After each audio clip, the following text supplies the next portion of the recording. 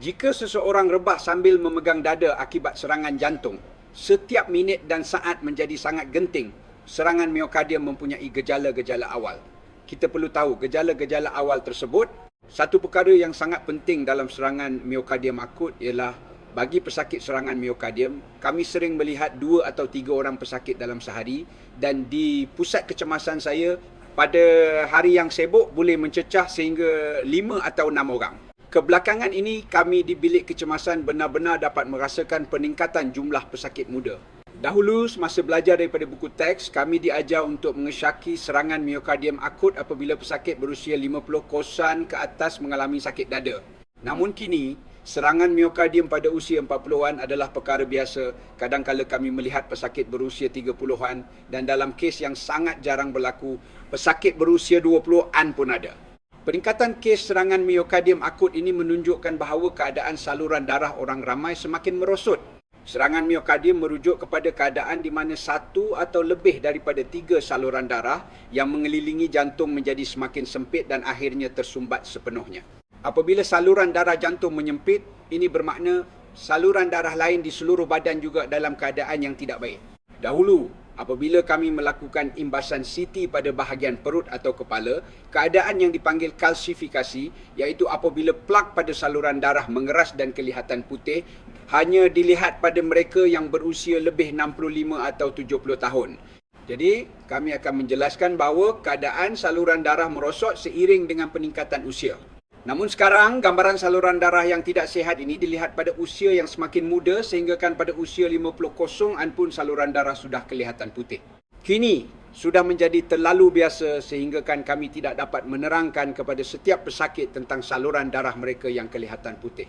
Keadaan ini menunjukkan bahawa keadaan saluran darah yang buruk ini berterusan, mungkin kerana peningkatan populasi pesakit tekanan darah tinggi, atau ramai yang mempunyai hiperlipidemia dengan tahap triglycerida atau kolesterol LDL yang tinggi, kisah menyebabkan plak terus terkumpul di dalam saluran darah. Apabila plak tersebut terkumpul dan suatu hari nanti pecah atau terkoyak, saluran darah boleh tersumbat sepenuhnya, atau bekuan darah dari vena di kaki atau yang terbentuk di dalam jantung boleh terlekat pada saluran darah jantung. Penyakit ini mempunyai kadar kematian sekitar 10% hingga 30%. Malah ada yang mengatakan risiko kematian semasa prosedur boleh mencapai 30%. Oleh kerana ia adalah penyakit yang sangat berbahaya. Jika seseorang rebah sambil memegang dada akibat serangan jantung, setiap minit dan saat menjadi sangat genting. Selepas 1 minit, aliran darah ke otak terhenti, menyebabkan kerosakan otak mula berlaku. Selepas seminit, kadar kematian meningkat sebanyak 10% setiap minit. Jika seseorang ditemui selepas 10 minit dan CPR dimulakan pada masa itu, kerosakan otak yang tidak dapat dipulihkan mungkin sudah berlaku. Oleh itu, walaupun anggota 99 tiba dengan cepat, ia masih mengambil masa 5 hingga 10 minit. Jadi, orang yang menyaksikan kejadian itu mesti segera melakukan CPR untuk mengelakkan kerosakan otak.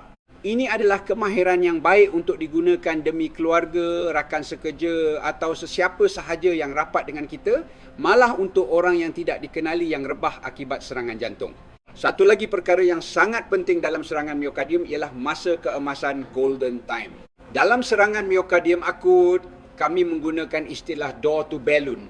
Prosedur ini menggunakan saluran darah di pergelangan tangan atau pangkal paha, di mana balon dimasukkan untuk membuka saluran darah yang sempit dan tempoh maksimum untuk ini adalah 2 jam. Tetapi, kerana ada masa persiapan di bilik kecemasan, masa keemasan bukanlah 2 jam tetapi 1 jam untuk sampai ke bilik kecemasan. Dalam masa 1 jam itu, panggilan 999 perlu dibuat, pasukan 999 perlu menilai keadaan dengan cepat dan memindahkan pesakit ke hospital yang sesuai. Setelah tiba, sejarah perubatan diambil, jabatan berkaitan dihubungi dan persiapan prosedur dibuat serentak sambil bersedia untuk ke Dewan Bedah. Hanya dengan melakukan semua ini dengan pantas, barulah prosedur boleh dimulakan dalam masa 2 jam. Selepas 2 jam, komplikasi boleh timbul akibat kerosakan otot jantung. Dan yang kedua, tisu di sekeliling saluran darah jantung boleh mengalami nekrosis mati, menyebabkan saluran darah itu sendiri boleh terkoyak semasa kami cuba membukanya. Apabila saluran darah jantung tersumbat, ia perlu dibuka secepat mungkin supaya tisu di belakangnya tidak rosak dan prosedur membuka saluran darah dapat dilakukan dengan selamat. Itulah sebabnya masa keemasan ditetapkan selama 1 jam. Ketika dalam keadaan angina, rawatan masih boleh dilakukan, tetapi jika serangan miokardium telah berlaku, saluran darah jantung telah mengalami nekrosis sepenuhnya dan kerosakan yang tidak dapat dipulihkan pasti akan berlaku. Angina merujuk kepada keadaan apabila saluran darah jantung menyempit lebih daripada 50%, menyebabkan rasa tidak selesa atau sakit di dada apabila menaiki tangga atau bersenam. Biasanya, ia berlaku dalam masa kurang dari 1 minit. Jika ia berlarutan lebih dari 5 minit, ia dipanggil angina tidak stabil. Angina tidak stabil perlu dianggap sebagai keadaan yang boleh membawa kepada serangan miokardium pada bila-bila masa. Oleh itu, adalah penting untuk mengenali keadaan anda semasa peringkat angina dan mengambil tindakan segera untuk mengelakkannya daripada berlanjutan menjadi serangan miokardium. Baiklah, serangan miokardium mempunyai beberapa gejala awal. Kita perlu tahu gejala-gejala awal ini. Yang paling penting ialah sakit dada. Dalam kes serangan miokardium, pesakit akan mengadu sakit dada yang teruk. Sering digambarkan seperti dada dihempap oleh seekor gajah atau terasa seperti dada hendak pecah. Kesakitan ini berlaku apabila otot jantung di bawah saluran darah yang tersumbat mengalami nekrosis. Jika anda mengalami sakit dada, perkara pertama yang perlu difikirkan ialah kemungkinan ia masalah jantung. Kumpulan pesakit yang paling ramai adalah lelaki berusia 50-an dan mereka biasanya datang dengan gejala yang sangat jelas. Bagi pesakit yang lebih tua, terutamanya yang menghidap diabetes yang teruk, mereka mungkin tidak dapat merasakan kesakitan dengan baik. Sama seperti kaki pesakit kencing manis diabetic foot, mereka mungkin tidak merasakan sakit dada. Pernah ada seorang pesakit berusia 70-an datang dengan aduan rasa tidak selesa di dada dan apabila kami periksa, ternyata ia adalah serangan miokardium akut. Ada juga satu kes yang saya ingat, seorang lelaki berusia 50 yang mengadu sakit dada yang amat sangat. Saya tahu ini kes serius. ECG menunjukkan serangan miokardium akut. Semasa kami sedang membuat persiapan untuk prosedur, memberikan semua rawatan di unit rawatan rapi dan ubat-ubatan, sejurus sebelum membawanya ke Dewan Bedah, jantungnya berhenti. Dia mengalami keadaan fibrilasi ventricle, di mana jantung hanya bergetar. Serta-merta pesakit itu mengerang dan rebah. Dia mengalami sawan selama 2-3 saat kerana tiada darah sampai ke otak, kemudian terus tidak sedarkan diri. Kami terus melakukan CPR dan menggunakan defibrillator, alat yang memberikan kejutan elektrik seperti yang anda lihat dalam drama. Syukurlah pesakit itu sedar semula. Dia menolak topeng oksigen dan saya berkata, keadaan anda tidak baik, kita perlu mulakan prosedur sekarang. Kami teruskan prosedur di Dewan Bedah dan berjaya menyelamatkannya. Terdapat banyak juga kes di mana pesakit datang ke bilik kecemasan kerana menyangka mereka mengalami ketidakhadaman, tetapi didiagnosis dengan serangan miokardium. Jika mereka datang dan berkata dada saya sakit, kami akan terus tahu. Tetapi jika mereka berkata saya sakit senak atau saya sakit di bahagian atas perut, kami mungkin tidak akan memikirkan serangan miokardium sebagai kemungkinan pertama. Namun, kerana kes sebegini sangat biasa di bilik kecemasan, kami biasanya akan melakukan ECG sebagai rutin, tetapi mungkin ada sedikit kelewatan. Selepas melihat ECG, kami mungkin terkejut, oh ini serangan miokardium.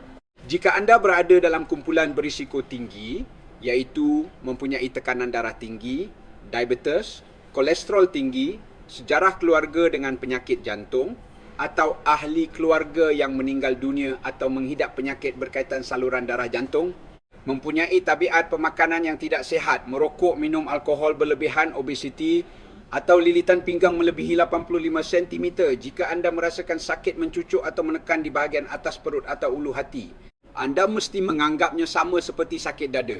Walaupun anda rasa ia hanya ketidakhadaman, anda perlu menganggapnya sebagai sakit dada dan berfikir, mungkinkah ini masalah jantung? Terdapat juga kesakitan yang merebak, referred pain. Sesetengah orang mungkin merasa sakit di rahang atau bahagian atas lengan kiri. Ini mungkin kerana saraf yang sama dirangsang, jadi gejala ini juga perlu diberi perhatian. Satu lagi ialah apabila serangan miokardium berlaku, jantung tidak dapat mengepam dengan betul menyebabkan sesak nafas. Jadi jika anda tiba-tiba mengalami sesak nafas yang teruk, anda harus mempertimbangkan kemungkinan puncanya adalah jantung. Keletihan juga boleh menjadi satu gejala. Jika anda merasa lemah tanpa sebab, sedikit sesak nafas dan sakit dada, ini mungkin gejala jantung tidak mengepam dengan betul. Ada juga pesakit, terutamanya warga emas, yang datang dengan aduan rasa lemah dan diagnosis awal serangan miokardium terlepas pandang. Dalam kes sedemikian, kegagalan jantung boleh berlaku. Apabila sebahagian dinding jantung tidak dapat mengepam dengan betul, isi padu darah yang dipam keluar menjadi tidak mencukupi, menyebabkan pengumpulan cecair di dalam paru-paru pulmonary congestion. Ini juga boleh menyebabkan sesak nafas atau rasa lemah. Bengkak kaki yang kami panggil edema pitting boleh berlaku jika keadaan kegagalan jantung berlarutan. Cecair yang berkumpul di paru-paru akhirnya boleh menyebabkan bengkak di seluruh badan. Apabila badan mula membengkak, biasanya kaki akan membengkak dahulu. Jika anda menekan pada kaki, lekukan jari akan kekal. Ini dipanggil edema pitting, yang bermakna cecair telah keluar dari sel ke tisu sekeliling. Ini menunjukkan peredaran limfa dan vena tidak berfungsi dengan baik. Ini boleh menjadi komplikasi kegagalan jantung selepas serangan miokardium akut. Seterusnya, kerana jantung tidak dapat mengepam dengan betul, sesetengah orang mungkin mengalami gejala keresahan atau kerap terjaga dari tidur. Ini bukan sekadar gangguan keresahan atau serangan panik biasa, tetapi mungkin gejala selepas serangan miokardium. Jika anda merasa jantung berdegup tidak teratur atau gejala aritmia lain, anda perlu melakukan ECG untuk menyiasat kaitan dengan punca psikologi. Jadi, jika anda mengalami 2 atau 3 daripada gejala ini, anda harus berfikir, adakah saya mungkin mengalami serangan miokardium? Akhir sekali, saya ingin menyampaikan satu perkara ini. Tolonglah bangun dari kerusi anda dan bergerak. Kita ada lift, eskalator dan kita memandu ke tempat kerja. Jadi peluang untuk kita menggunakan kaki dan bergerak semakin berkurangan. Bagi mereka yang berulang alik menaiki LRT atau MRT, bilangan anak tangga di stesen selalunya sangat banyak. Dengan hanya berjalan naik dan turun tangga tanpa menggunakan eskalator, anda sudah boleh mendapatkan senaman yang mencukupi. Jika anda tidak menaiki pengangkutan awam tetapi memandu ke tempat kerja, anda boleh menggunakan tangga di pejabat. Jika terlalu sibuk semasa datang kerja, cuba gunakan tangga semasa pulang. Atau anda boleh naik dan turun tangga sebelum atau selepas makan. Duduk di meja sejurus selepas makan adalah dilarang sama sekali. Gula dalam darah akan memuncak dan rasa mengantuk selepas makan akan datang. Kemudian untuk melawannya, anda minum kopi pula. Jangan buat begitu. Sebaliknya, berjalan-jalanlah di luar untuk berjemur di bawah sinaran matahari dan menghasilkan vitamin D. Satu cara yang saya gunakan ialah naik tangga ke bumbung, berjalan-jalan sekeliling dan kemudian turun semula.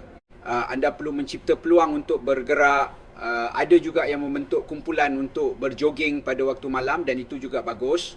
Tetapi naik ke bumbung pada waktu siang untuk berjemur juga sangat penting kerana ia membantu menghasilkan vitamin D. Jadi mari kita berjalan